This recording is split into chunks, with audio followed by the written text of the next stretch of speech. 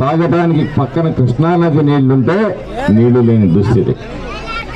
Telugu Desam party అధికారంలోకి వచ్చిన తర్వాత శాశ్వతంగా ఈ గ్రామానికి నీటి సమస్యను పరిష్కరిస్తాము.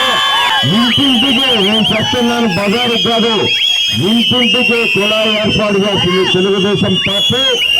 ప్రతి అవ్వాతాతకి 4,000 పెన్షన్, మొట్టమొదటి నెల జూలై నెలలో మాత్రం 7,000 పెన్షన్ ఇవ్వబోతున్నారు అవ్వాతాతలకు. 3 గ్యాస్ సిలిండర్లు ఫ్రీగా ఇస్తాము. 18 సంవత్సరాలు నిండిన ప్రతి ఆడబిడ్డకి కూడా నెలకి 1,500 ఇస్తాము.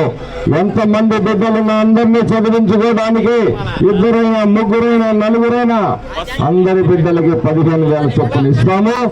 మహిళలకు ఆర్టీసీ బస్సుల్లో ఉచిత ప్రయాణం, రైతులకు ఏటా 20,000, నిరుద్యోగ యువతకి 20 లక్షల ఉద్యోగ ఉపాధి అవకాశాలు, 3,000 నిరుద్యోగ భృతి.